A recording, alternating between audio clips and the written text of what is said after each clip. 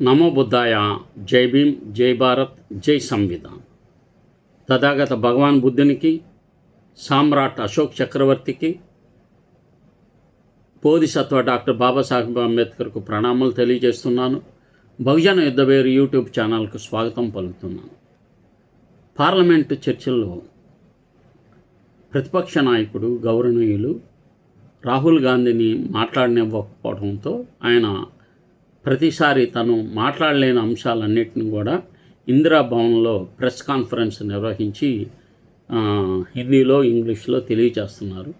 వాటిని గోధీ మీడియా, మన ఆంధ్రప్రదేశ్లో తెలుగులో రాయకుండా ఉండేవాళ్ళు ఉన్నారు కదా, ఈనాడు, జ్యోతి, సాక్షి, వీళ్ళు రాయరు. వీళ్ళ ముగ్గురు దేశంలో ఏం జరుగుతుంది అన్నది మనకు తెలియనివ్వరు. మోదీ విషయాలు మాత్రమే ప్రింట్ చేస్తూ ఉంటారు. వాళ్ళ ఛానల్స్లో అవే కనపడుతూ ఉంటాయి.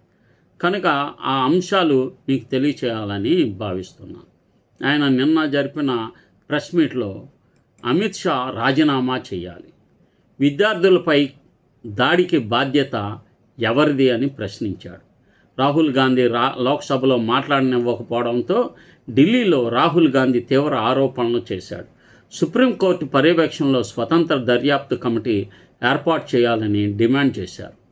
న్యూఢిల్లీలో లోక్సభలో తనకు మాట్లాడే అవకాశం నిరాకరించడంతో ప్రతిపక్ష నాయకుడు రాహుల్ గాంధీ ఢిల్లీలోని ఇందిరాభవన్లో అత్యవసర మీడియా సమావేశం నిర్వహించి కేంద్ర హోంశాఖ మంత్రి అమిత్ షాపై తీవ్ర ఆరోపణలు చేశారు. విద్యార్థులపై జరిగిన పోలీసు చర్యలకు రాజకీయ పరిపాలన బాధ్యత హోంమంత్రిదేనని పేర్కొంటూ ఆయన వెంటనే రాజీనామా చేయాలని డిమాండ్ చేశారు.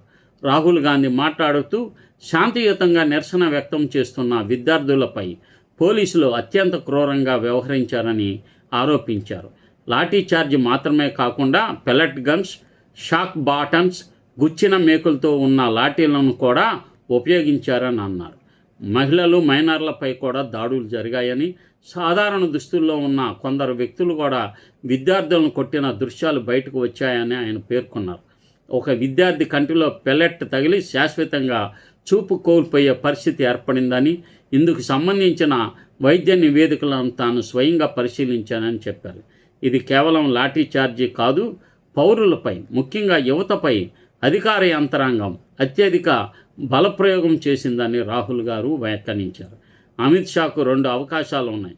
ఈ ఘటనపై రాహుల్ గాంధీ కీలక ప్రశ్నలు లేవనెత్తారు. Delhi police, rapid action force 2 కేంద్ర హోంశాఖ మంత్రి శాఖ ఆధీనంలో పనిచేస్తాయి.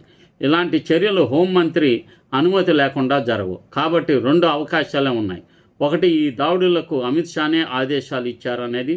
రెండోది, ఆయనకి ఏం జరుగుతుందో తెలియకపోతే ఆయన తన బాధ్యతలను నిర్వర్తించలేని వ్యక్తి కాబట్టి ఈ 2 పరిస్థితుల్లో ఆయన హోంమంత్రి పదవిలో కొనసాగేందుకు నైతిక హక్కు లేదని రాహుల్ గాంధీ అన్నారు. ఆదేశాలు ఎవరివి? ప్రెస్ కాన్ఫరెన్స్లో ఆయన పలు ప్రశ్నలు సంధించారు. విద్యార్థులపై పెల్లెట్ గన్స్ ప్రయోగించడానికి అనుమతి ఎవరిచ్చారు? షాక్ బాటన్లు, మేకులతో ఉన్న లాఠీలను ఎందుకు ఉపయోగించారు? సాధారణ దుస్తుల్లో విద్యార్థులను కొట్టిన వ్యక్తులు ఎవరు? వారు పోలీసులా లేక ఇతర సంస్థలకు చెందినవారా? వారిని అక్కడ నియమించింది ఎవరు? ఈ ప్రశ్నలకు ఇప్పటివరకు కేంద్ర ప్రభుత్వం సమాధానం ఇవ్వలేదని ఆయన ఆరోపించారు.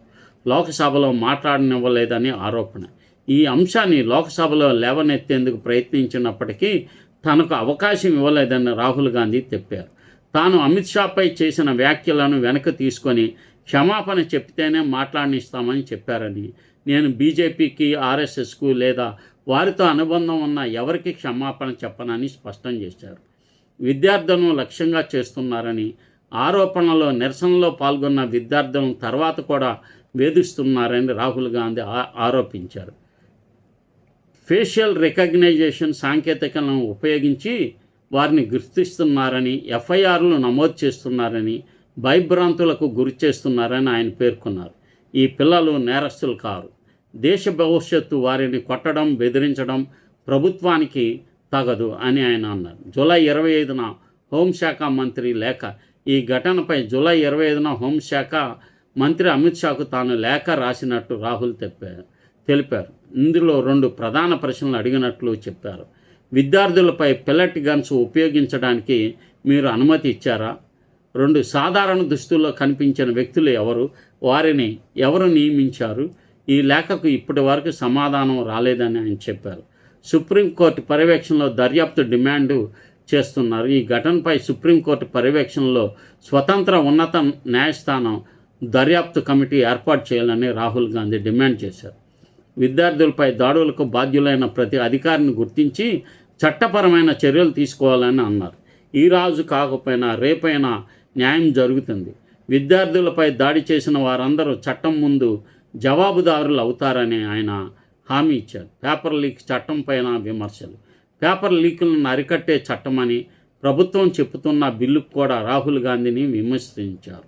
ఇది పేపర్ లీకులను అడ్డుకునే చట్టం కాదు. పేపర్ లీక్ జరిగిన తర్వాత శిక్షను పెంచే చట్టం మాత్రమే. అసలు సమస్య ఏమిటంటే విద్యా వ్యవస్థలోని లోపాలను ప్రభుత్వం పరిష్కరించడం లేదు.